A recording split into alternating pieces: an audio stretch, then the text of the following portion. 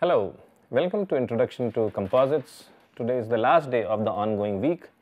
Throughout this week, we have been discussing different ways to produce composite materials. Today, we want to continue that discussion, and we will discuss how are thermoplastic composites produced and also how are metal matrix and ceramic matrix composites produced. So, we will start with discussion on thermoplastic composites.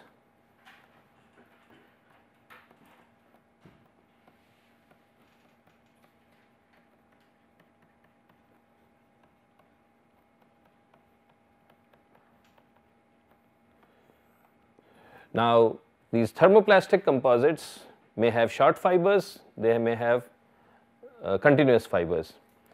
So, first let us discuss composites which have short fibers. Now, typically when these fibers are short, the raw material of these composites, as I explained earlier also, are small pellets. So, each pellet has some fibers embedded into it, and it is surrounded by a thermoplastic material, thermoplastic matrix. So, these short fibers composites, the way they are processed is that you take this material, heat it, and because it is a thermoplastic, it will melt, and then a lot of times you take these materials and provide them the right form using a die, so at high pressures. So, suppose you want to make a part like this. So, the way what you do is you have a die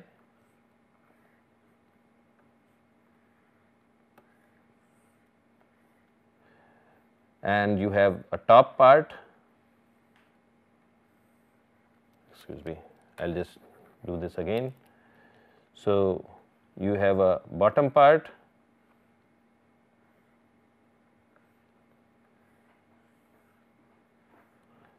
and you have a top part.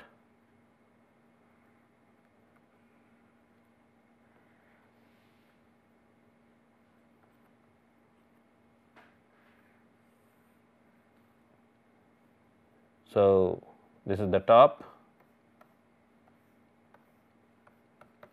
and this is the bottom, and of course, between the top and the bottom you have a cavity, and this is the gap you want to fill. So, what you do is you have a passage for composite to flow in, and from here you inject at very high pressures molten form of this composite, molten form of these short fibers composites. So, all that material flows in and occupies the cavity, and then you let it cool, and then you remove the two parts, top and bottom part of the die, and you get a material out. And the reason this can happen is because we are talking about thermoplastics. We cannot have injection molding in thermoset systems. So, this process is known as injection molding.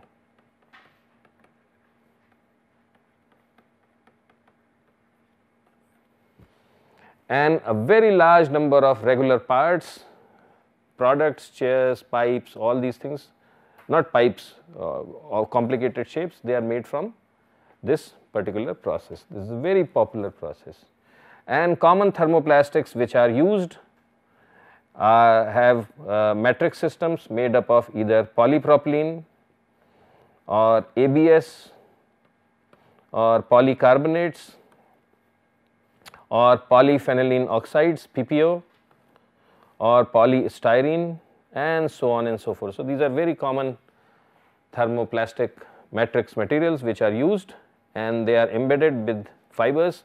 So, the fiber adds some strength and stiffness to the system. So, that is the general process used for short fiber thermoplastic composites. Then we also have situations where we may have short and or continuous fibers. So, there the raw material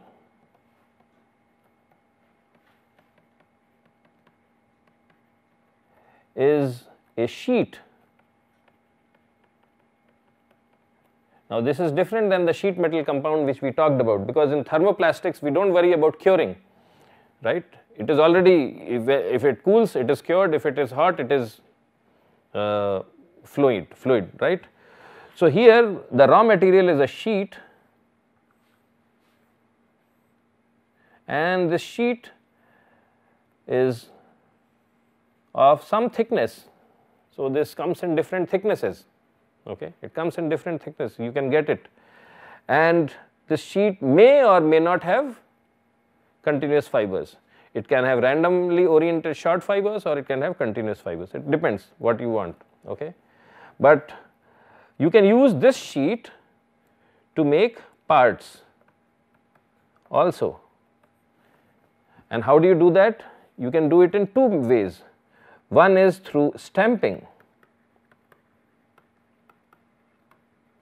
So, suppose from this sheet you want to make a ring. So, you make a tool which stamps out this ring, and through the stamping process you can stamp out this ring and you will get a part of the shape you want, if this part is flat. Or you can also have a process known as thermoforming.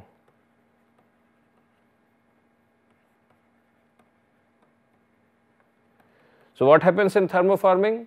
There is a die, a positive side of the die, a negative side of the die, you put a sheet in between, and at a higher temperature, and the temperature is not so high that things start flowing. A property of thermoplastics is that at higher temperatures, below melting point, things become very soft. So, you make the things soft, and at an elevated temperature you press it into the desired shape. You press it into the desired shape.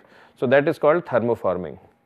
So, then you can make bowls and things with moderate curvatures, and you can get this.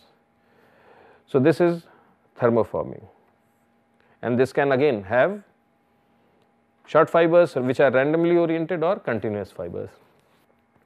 And the third process associated with thermoplastic matrix composites is where we have long and continuous fibers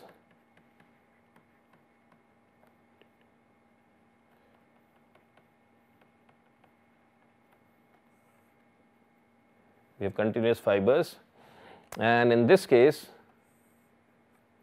we may have sheets with fibers of specific orientations, and these could be thin sheets. We can stack them upon each other in the orientation we want, and again when we apply heat and pressure they fuse and we can make a layered structure from this. So, this is the third process. So, this is what I wanted to discuss in context of thermoplastic based composite materials. Next, for the next 5-10 minutes, we will discuss metal matrix composites.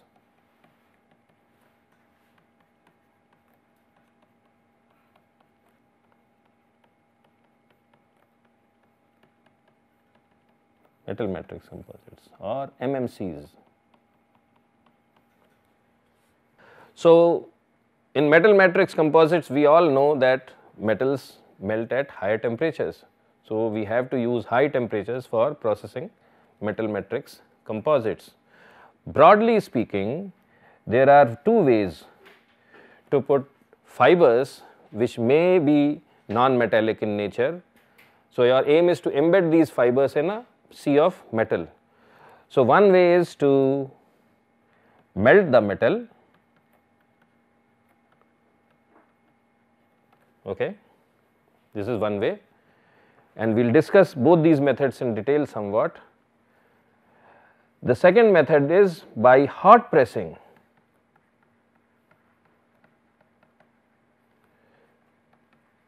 Fiber in metal matrix. This is the second way. The third way is that you can have fiber and on top of it you can spray molten metal. So, that is known as plasma spraying. And there are reasons people come up with these sophisticated procedures, and we will briefly discuss this. And the fourth way is CVD, chemical vapor deposition. We have discussed this earlier. Okay. Now, in principle, you melt the metal and put in the fibers, looks to be the most simple and straightforward method. But then there are other methods also, and there are reasons people have developed these methods. The reason for is that this first approach has some significant limitations. So, this is A, B, C, D. So, A relies on melting. So, if you have a molten sea and add in a molten sea of metal, suppose you put in silicon fiber or carbon fiber and then let it cool, it will be exposed to high temperatures for a long period of time. Okay. Now, a direct consequence of that could be that at elevated temperatures, a lot of these fibers tend to chemically react with the metal at elevated temperature, maybe not at so much as the room temperature, but elevated temperature. So, you have molten sea of metal and you put in silicon fiber, it will react and it has a long time to react. So, as a consequence, fiber degrades significantly due to reaction. Now, this reaction may vary from fiber to fiber, but this could happen. So, that is why in several cases this melting approach is not a great option. So, what do? So, this approach works. So, this melting approach works if fiber metal reactivity is less. Okay. Then this approach works. If it is very high or if it is high, then we do not want to use this approach. So, if the fiber matrix system is reactive, if fiber matrix system is reactive,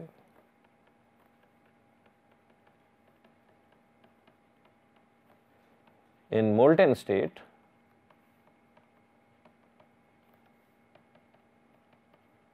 then what do people do? Okay. Then people use other approaches. So, what do? So, one way is that you take an individual fiber and you spray it, spray around it metal. Okay. So, this is that plasma deposition. So, you spray around it the metal. So, this is the plasma approach. So, you have lots of, so it is still contacting molten metal, it is still contacting molten metal, but because it is being sprayed, the time it gets exposed to very high temperature is very less, because spray cools very fast. Okay. So, the exposure time is less. So, the reaction between fiber and metal is not that much, because the time duration is short. So, you have a lot of fibers which have metals around them, and maybe then you can immerse the whole thing in a sea, or you can compress them at elevated temperatures or sinter them, and as a consequence the whole thing gets compacted. Okay. And then, so in this case you spray it around the thing and then sinter all fiber metal systems. This is something like powder metallurgy, that kind of a thing. Or the other thing is that when you have sprayed it around, there is fiber inside, there is metal inside, and because it is very thin, it is very flexible. So you can give it the right shape, you can give it the right shape, and then you apply pressure and you sinter it. Okay. So that is the other thing. What else we can do? We can coat the fibers.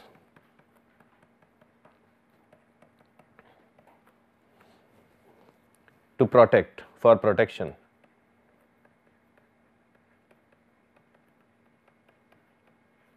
For protection. Example, a lot of times nickel is used to coat graphite fibers.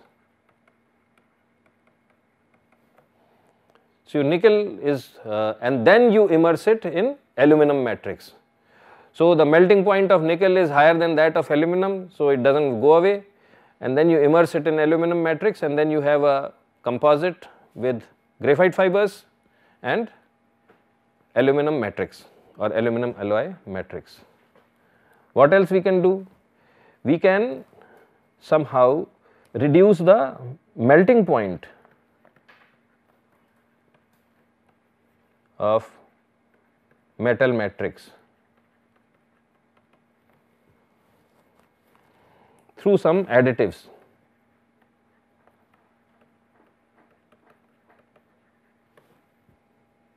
Okay.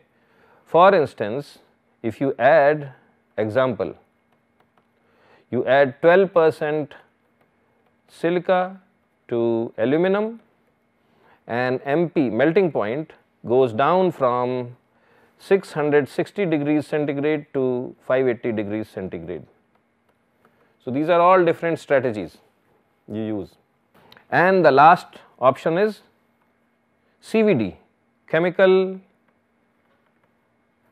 vapor deposition. So this is another thing you can use. So these are again very sophisticated methods of producing metal matrix composites. They are very expensive methods, but we don't use these types of composite materials in our day-to-day applications. So for those types of applications, cost is not an issue, but for exotic applications as in space systems, aircraft systems, and high temperature, high pressure systems, these expensive methods are used so that we can have a composite system which can survive higher temperatures, maybe up to 500, 600, 700 degrees centigrade. And then if we need even higher temperatures, then what do? We use ceramic matrix. So again our discussion will be very brief, but what people do is that, so you have fibers and you have a matrix. Okay. So a lot of times people use a two-stage process. So first thing, you take fiber and you pass it through a slurry, okay, slurry of ceramic system, slurry. So what does slurry contain? It contains the matrix powder,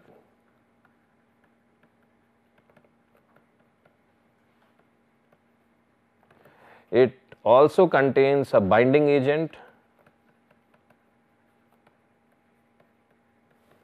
and it also contains a fluid medium, liquid medium.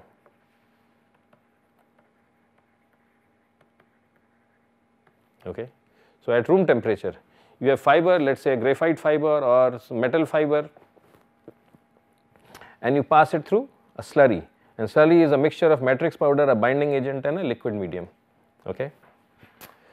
So now you have This slurry is sticking to the fibers, slurry is sticking to the fibers, and you are doing this in tension. So the fiber is being pulled in tensile state and it goes through a slurry. So it is straight, and then you can, suppose you want to make a cylinder, so you give it the same shape using some mandrel or something like that. So you pass it to the slurry and then you give it the right, suppose you want to make a nose, missile nose, so you can wind it in that shape, give it the right shape, e.g. a cone, and this thing can still deform because it is not compact yet, and then you heat it, okay, and you heat it in some sort of an inert atmosphere, and so you heat it maybe something like 1200 C to maybe even higher degrees of temperatures, and when you fire it, all this liquid medium goes away, binding agent keeps things together, and then it evaporates, and the only thing which is left is in that compact form the matrix and the fiber, and it is held in that shape. And while you are heating it, you also apply pressure. So you have a high strength ceramic matrix composite in shape, and then once you have done it, okay, so at elevated temperature what else happens? This binding agent, its job is not to bind the matrix and the fiber at elevated temperature. The binding agent is not stable, it decomposes at elevated temperature. It keeps things in place at regular temperatures. But when you heat it, what happens is that, let us say you have a fiber, so I am going to enlarge the cross section of the fiber, and then you have of course the matrix.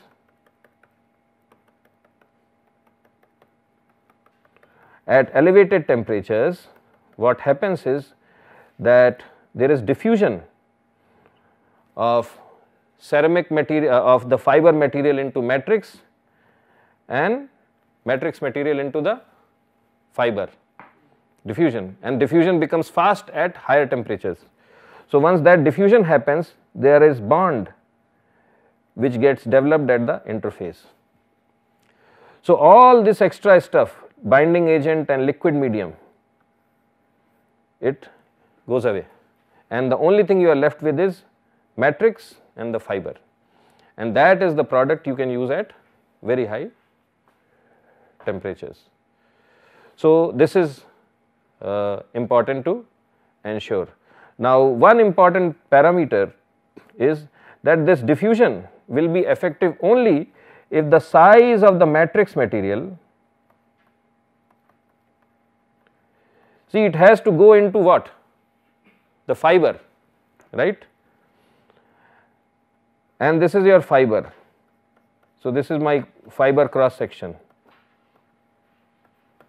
This matrix material will diffuse easily into the fiber only if the size of the matrix material is smaller than that of the fiber, right? So you really want very fine matrix material powder particles. So you have to make sure that when you are making the powder of the matrix material, it is ground to extremely super finish. That will ensure good diffusion. So this is how ceramic matrix composites are developed, and again today's discussion we did not go in great details because these are very exotic and special applications, but I just wanted you to have some idea as to how these different categories of composite materials are produced, and this concludes our discussion on production and fabrication of composites. Starting next week, we will move into the next phase of our course, and we will start discussing the mechanics of composite materials and structures. So till then, Have a great time, and I look forward to seeing you on the coming Monday. Thank you.